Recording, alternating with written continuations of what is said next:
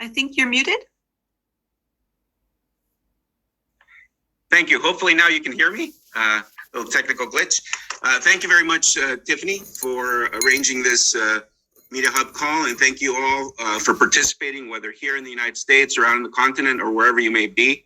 I hope over the course of my tenure, I get a chance to meet some of you, if not all of you, in person. The job you do as journalists is critical and important, not only to the continent, but to democracy in general.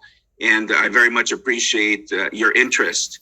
As Tiffany mentioned, I'll be talking about my recent trip, but I wanted to just begin, since this is my first opportunity to engage with all of you, to note that U.S. policy towards the continent and the African Union was set out very clearly by President Biden in his video to the AU summit in February of 2021, where he very clearly stated that the United States wants to partner and be of support to the African Union, to our African partners, as African solutions are sought to address African problems. You probably have read with great interest the recent National Security Strategy for Africa that was released in August. And so my work as Special Envoy is to reinforce that in the activities that the United States is involved in the Horn of Africa. As you may know, this recent trip is my third trip to the region since I began as Special Envoy. I was able to go in June to Ethiopia, and then I traveled to Egypt, Ethiopia, and the UAE, and also had some Sudanese engagements on GERD in my second trip in July, August, and then I just returned from a trip that started on September 5th and just ended last Friday on the 16th. This last trip was very much focused on trying to get the parties, the Tigrayan Regional Authority and the government of Ethiopia, to stop fighting and to accept and participate under an AU-led process of peace talks, as it is our firm belief, and one that has been stated by the parties, that there is no military solution to the conflict. The Ethiopian people have suffered too much already, and it is critically important that the parties participate, again, in a robust African-led process. There may be questions on how that is shaping up, but my diplomatic engagement was very much focused on trying to see what we could do to advance the African Union led efforts. And specifically, while I was in Addis, I had the opportunity to engage with the senior most levels of the Ethiopian government, to listen to their issues of concern, to try to work with the government in terms of how we could advance peace talks, and likewise was able to engage with the Tigrayan Regional Authority representatives to try to, again, urge that there be a cessation of hostilities, and certainly that they go to peace talks right away.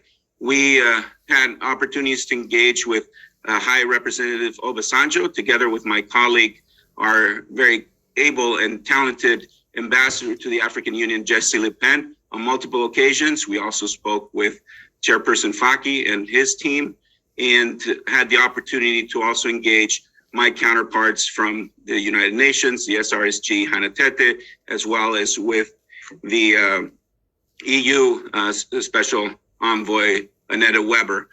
Together with my colleague, the Chargé d'Affaires in Addis, Tracy Jacobson, we also did a very fulsome round of engagements, again, focused on trying to move forward on a peace process that can yield the type of lasting peace that all Ethiopians want.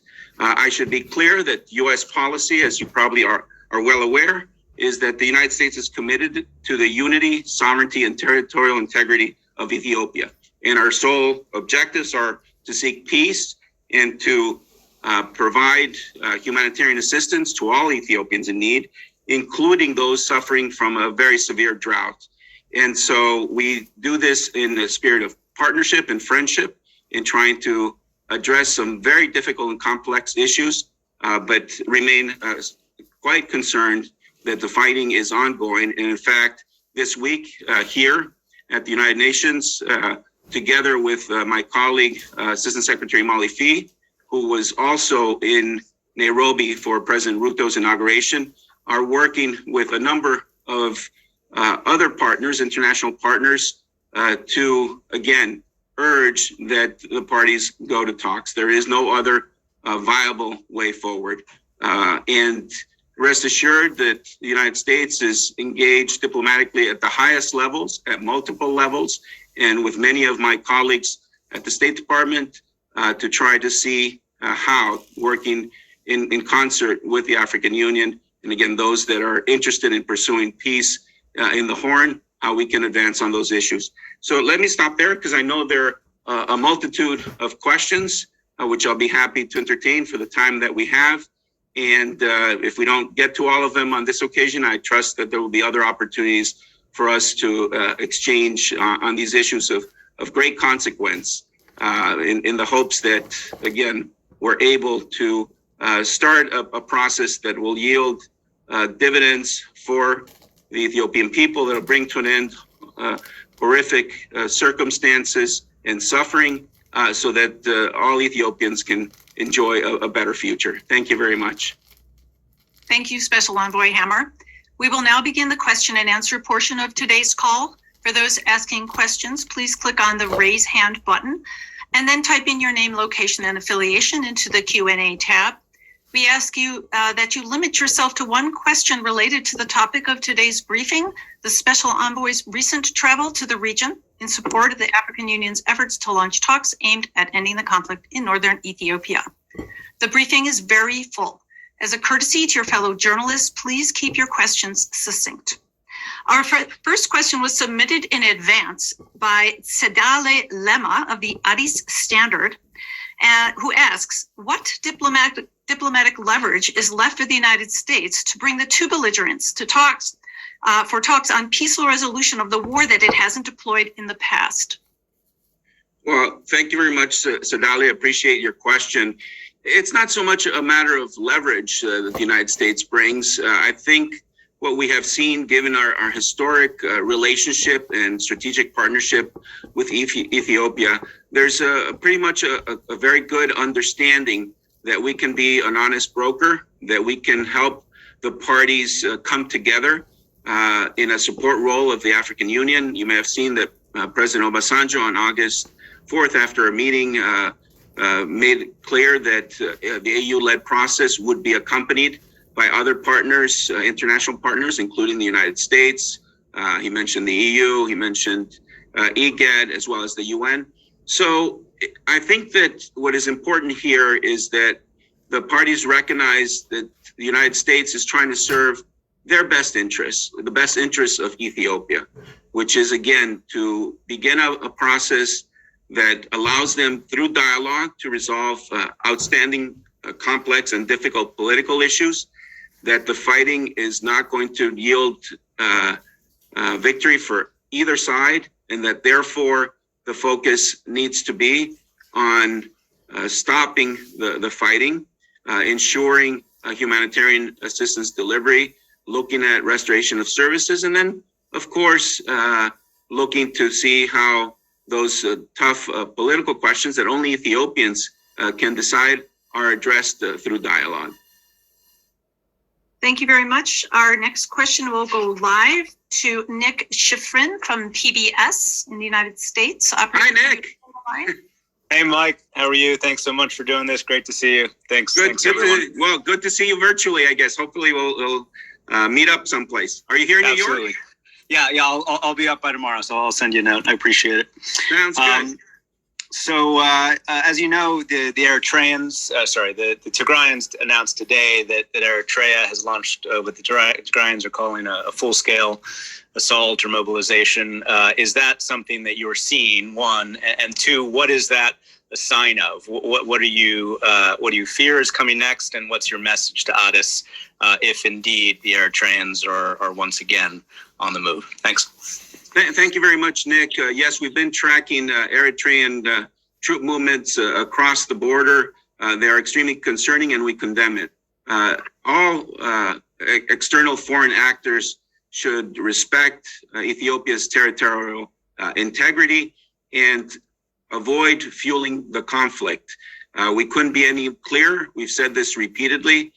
We will encourage those that might be able to communicate directly with Asmara that this is of extreme concern and must stop. I'm not going to lean forward in terms of other measures that we might be able to undertake, but really this is a conflict from which Ethiopians, Tigrayans, Afars, Amharans have suffered greatly. And the presence of Eritrean troops in Ethiopia only serves to complicate matters and to inflame an already tragic situation. Thank you. Our next question will go to Julia Paravicini, Reuters in Ethiopia. Can you open the line, please?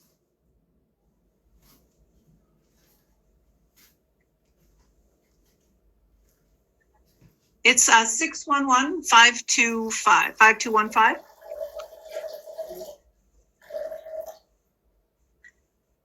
Your line is open.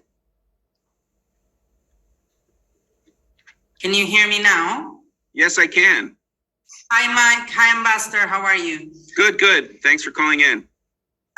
So I have one question, which is whether you could confirm that talks between the parties took place in Djibouti, and if so, what was achieved? And as the colleague before me asked, clearly there is an offensive ongoing. So do you actually think that the negotiating parties, or at least the Ethiopian government and its allies, are still interested in peace talks? Let me answer the second part first. We saw after the Tigrayan Regional Authority published a letter or statement on 9/11, which also happened to be Ethiopia's New Year, that they are prepared to go to talks and in fact offered to abide by a mutually agreeable cessation of hostilities. Subsequent to that, we've seen statements from the Ethiopian government repeating and reiterating their prior position that they're ready to go to talks anywhere, anytime. And we're taking both at their word, in the sense that they are committed to trying to find a peaceful resolution. Of course, the continuing escalation of violence is extremely concerning, and we urge them to stop fighting and get to talks.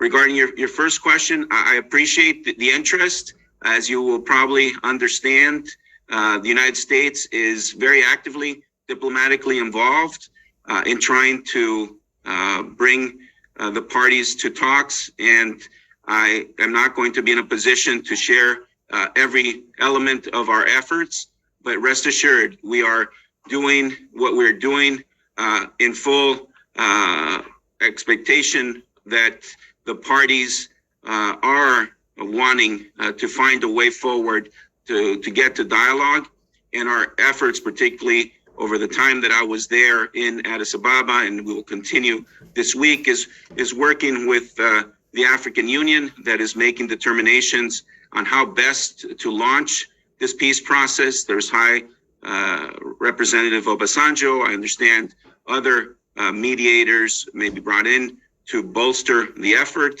As I mentioned, they're looking to have international partners like the United States accompany that effort. And so we'll have some more meetings here in New York, which I hope will be productive, including with the African Union and others, to see how we can put forward through the AU a viable, robust peace process that gives the parties confidence and that will enable them to then sit across the table and work out some of their political differences. But again, having foreign actors become involved only serves to exacerbate the crisis and lead to increasing suffering by Ethiopians. So we call on them to stop. Thank you. Our next question is live from AFP, Nick Perry in Kenya, I believe. Could you open the line, please?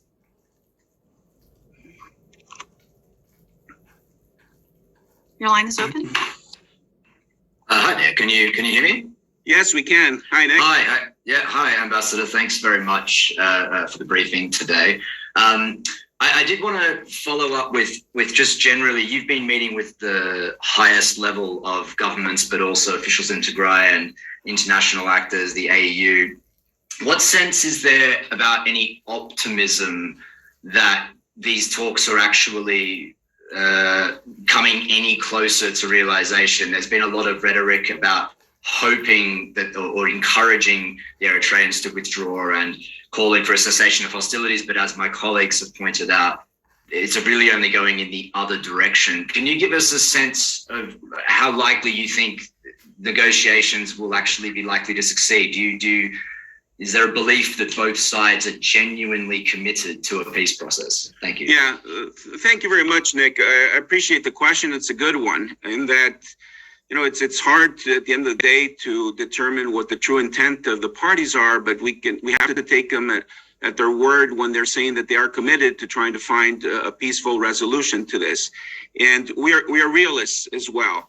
All that we can do as the United States is working with our international partners, with the African Union, to provide a vehicle for them to be able to address these issues. The two parties know themselves extremely well.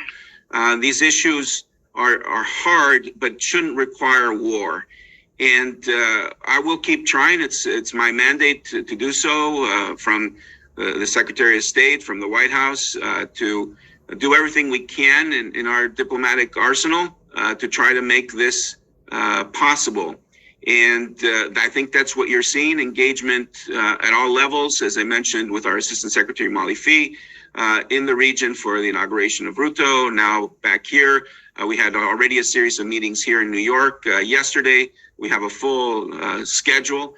And so it's, none of us has a crystal ball, and it's very difficult to predict. But what I can assure you is that we are intensely working on this issue with not only the parties, but in coordination with a number of our close partners and allies, both on the continent, in the region, and extending to Europe. And so I think you saw a lot of statements from other governments urging the same. I think there's a chorus of calls for peace talks to start, and we hope the parties will make the courageous decisions to stop the fighting on the battlefield, and to sit across the table for the good of all Ethiopians. And I think the more that they hear that there's international support for a robust process that can help deliver that peace, the more likely it is that hopefully they will abandon any thoughts of continuing to pursue their objectives through military means. Thank you. Our next question will go live to Mohammed Tawakel from Al Jazeera. Can you open the line, please?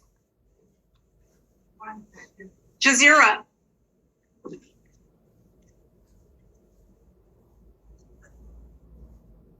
It's the last one.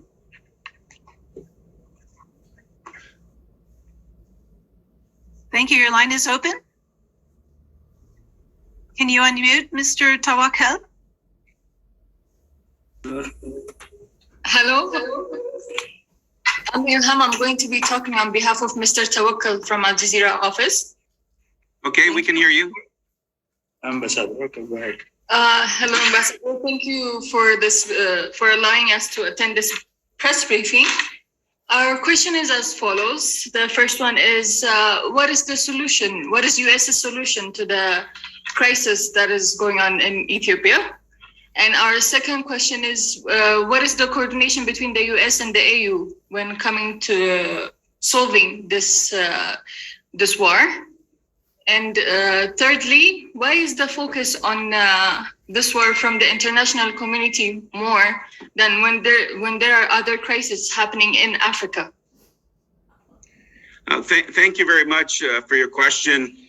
Just for the record, when Al Jazeera does reporting, they should make sure to get it accurately. They gave my predecessor, David Satterfield, a lot of air in terms of continuing these efforts. I love David, but he's retired, so now it's me. No, just in any case, this just puts a premium on making sure the reporting is factual and accurate, especially when it's easy to verify. In terms of, I think your question is misplaced in terms of what is the U.S. solution. The solution has to come from Ethiopians. It's their country. All that we can do as the United States is to encourage them to work to resolve these very difficult differences diplomatically through dialogue. And that is what we're doing. We see the great potential of Ethiopia, an Ethiopia where all Ethiopians can flourish. And that's the kind of strategic partnership we had with Ethiopia before this conflict started in November of 2020. And so if the parties are able to make the tough decision to stop hostilities, to start a dialogue, then they will be in a better position to end the suffering of their people and to then try to make progress, as happens in most democracies, through dialogue and through peaceful means. Secondly, as far as U.S. and AU coordination, it couldn't be tighter, again, through the fine work of our ambassador to the African Union, Jessie Le Pen. We had multiple meetings with senior leadership of the African Union. We have ongoing dialogue. In fact, as I was coming here, I was getting a call from somebody from the EU. I couldn't take his call because I had to attend to this business of this important press briefing. But as soon as this is over, I will call him back. And I think there's a great spirit of partnership that President Biden offered upon coming to office, and partnership that we're intent in trying to provide in support of the African Union. And so there is very good communication, a very good understanding of what we're trying to get done. And it's only through the work of us collectively that we stand a chance to have the parties then engage and hopefully deliver peace, which is in all of their best interest. They have to realize that with peace comes prosperity. The fighting will bring only misery. Thank you.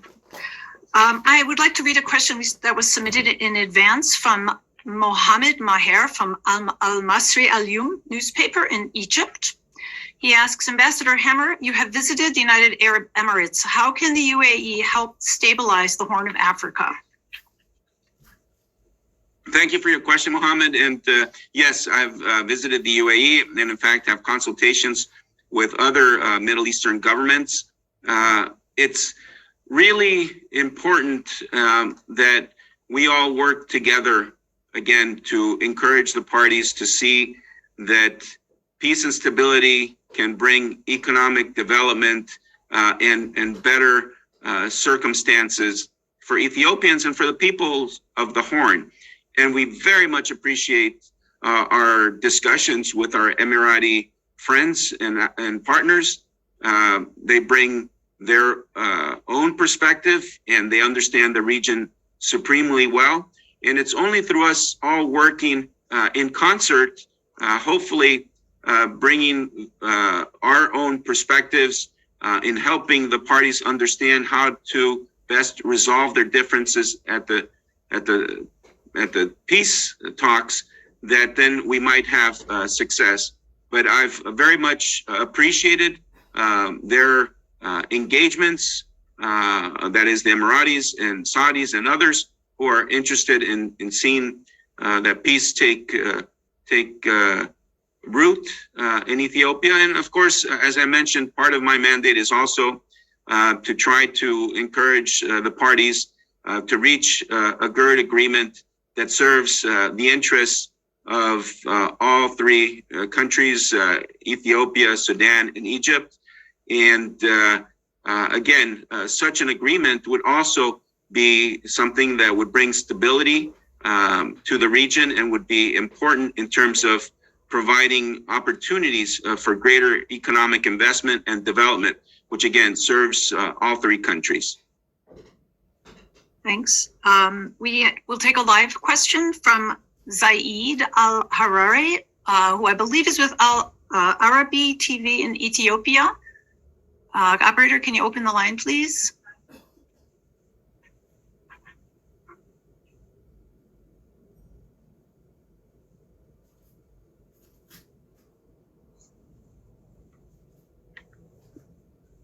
Yes, there you go. You can speak now.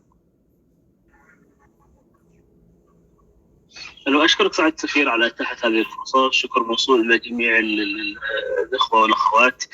سعادة السفير، حسب تطلعكم وتوجهكم إلى المنطقة واستمراركم في هذه المنطقة. I'm sorry, Mr. Al-Hari. If you would like to ask a question in Arabic, unfortunately, we can only accommodate written translation. So please write the question in Arabic in the Q&A and we'll read it out loud. Thank you very much. Next, we will go to Peter Fabricius from South Africa. Operator, can you open the line, please? Hi, thank you, Tiffany. Thank you, Ambassador Hammer. I wanted to ask you a question. I heard from an Ethiopian expert on this topic that the Tigrayans are not very happy with Mr. Obasanjo as a mediator, as they regard him as being too close to the Ethiopians. I wondered if you could address that problem, that question. Is that true? And true as in, is that the feeling of the Tigrayans? And if so, is there a solution to that? And if I may also ask you, what do you see as the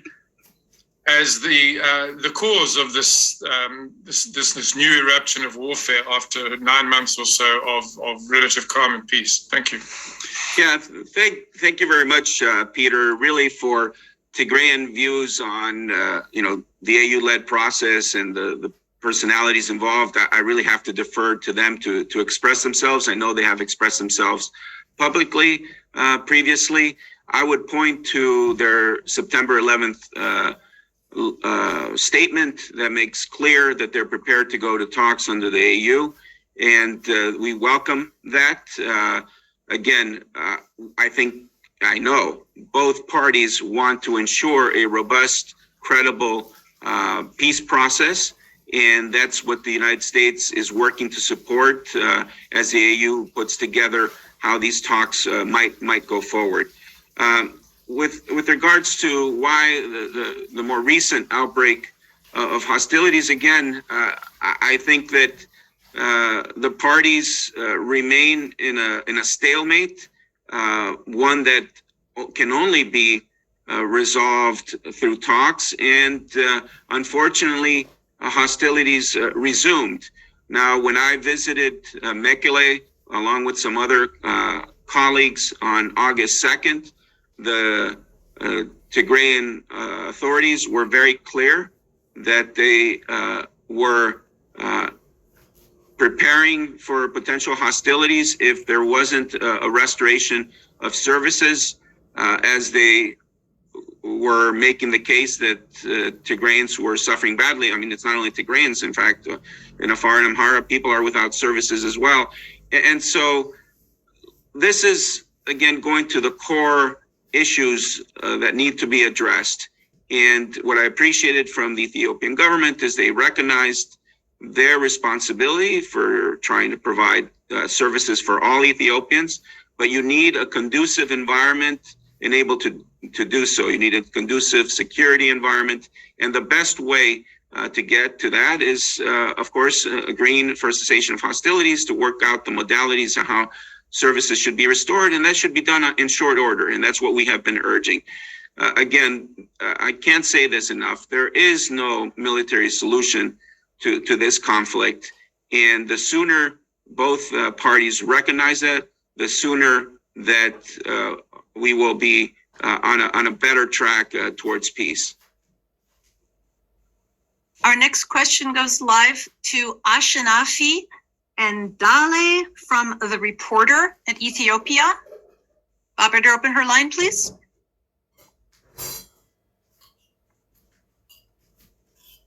Hello, can you hear me? Not very well. Could you please speak up? Okay, hello, Ambassador. Can you hear me now? A little bit better, yes.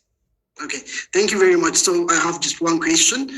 Is the US considering to resume the sanction bills prepared before in case of the continuation of the conflict? And in case of the two parties will not come to the negotiation table? I think I heard your question more or less.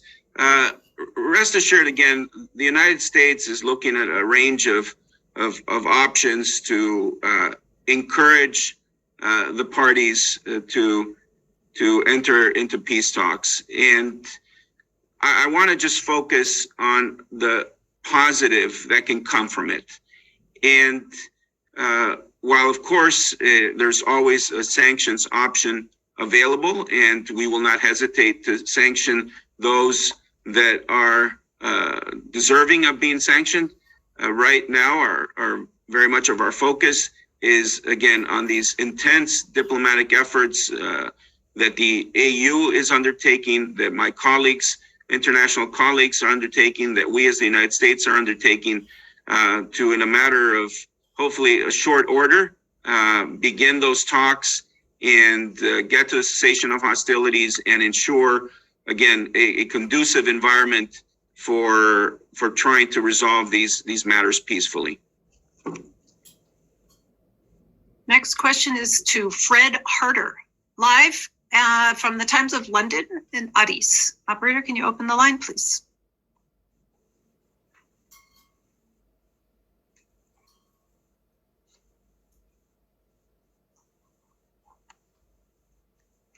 Hello, can you hear me? We can hear you. Yes, Fred. Great. Thanks very much for the briefing, Ambassador. My question follows on from some of the others.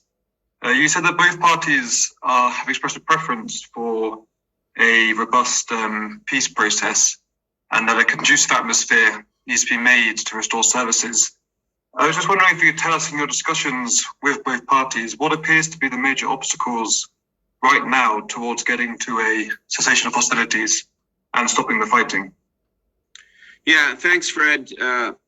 It's a matter of trust, and trust. There's no confidence on either side that the other can be trusted. And that is why, whether it's, through the AU-led efforts, through efforts of the United States, through efforts of others, that we can hope to bring them together. They're basically, the two sides were once family. And disputes between families can be very rough. But you have to think of all the people who are suffering, who are victims of this conflict, and give a chance to build confidence in each other and sufficient trust that will lead to gradual steps on both sides to ensure, again, an end to the fighting and to get to a situation like what we had, at least during the humanitarian truce, which was significant, and the government offering it and the TPLF respecting it, that we had several months after the very hard work of my predecessors and our team, embassy team and AU team in Addis Ababa, to ensure the delivery of humanitarian assistance. And while it took several months, it had gotten to a decent level, and fuel had finally begun to flow into Tigray that was going to enable further distribution to all of those in need when then hostilities resumed. And we had that very unfortunate incident of the seizure of 12 WFP fuel trucks by the TPLF, and that also needs to be addressed. But rest assured, we as the United States and others will continue our efforts to try to help the parties build some confidence, build some trust, so that then they can be confident that with the support of the international community, that commitments made will be commitments abided by, and that will start us down a road towards peace. We have time for 2 questions. We'll take one live from Samuel Tamene of EBS Television. Operator, can you open the line, please? He's based in Ethiopia.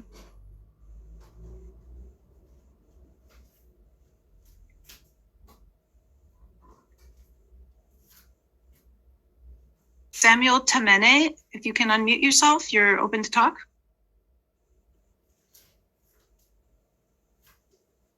Okay, I think while we sort him out, I'll read a question that was sent in advance from Mr. Vincent Lamard of RFI Africa Service in France. He's asking about the UN. He asks, regarding the UN General Assembly, is there a US initiative regarding Africa? Macron is lobbying South Africa to provide political and diplomatic support for the Western position on Ukraine. Is the US doing the same? Well, again, thank you very much for your question. Very topical, as here we are in New York for yet another UNGA. I was speaking with Secretary Blinken yesterday, and clearly, and President Biden has an opportunity to address the world tomorrow, Wednesday.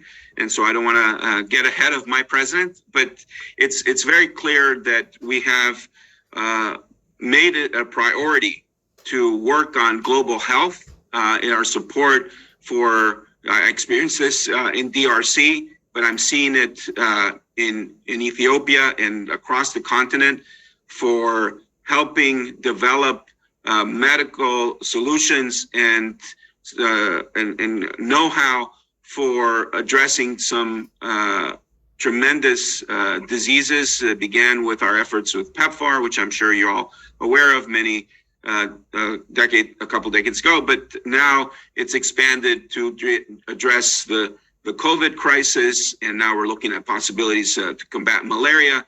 And so it's underreported what the United States has done through the generosity of the American people in terms of advancing on key issues of global health, which ultimately save African lives, which save lives around the world. Secondly, you have seen the efforts of what we've done in terms of food security, and we will continue to do that. It is an ongoing crisis exacerbated by the Russian invasion of Ukraine and limiting exports of grain and other critical supplies. We are encouraged that some grain is now starting to flow, but we fully realize the struggles of many African countries who are dependent on this grain and for their food security, and that people are in dire and desperate need. The best way to address that is for the Russians to stop and withdraw and end their invasion of Ukraine.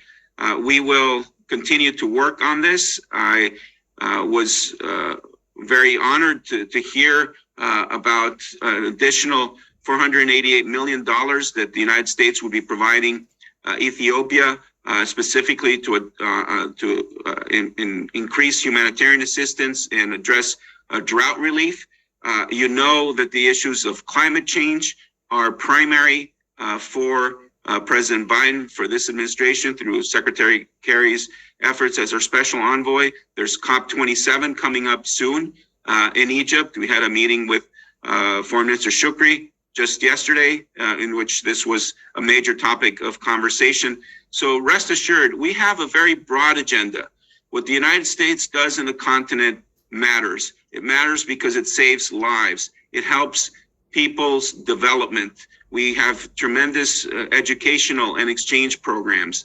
And that sometimes those stories don't get told as frequently because we focus on crises and wars. But I'm very proud of what the United States does. I'm very proud of what the work that our USAID through Administrator Power and the teams that we have on the field to deliver much needed humanitarian assistance to people most in need, to the most vulnerable.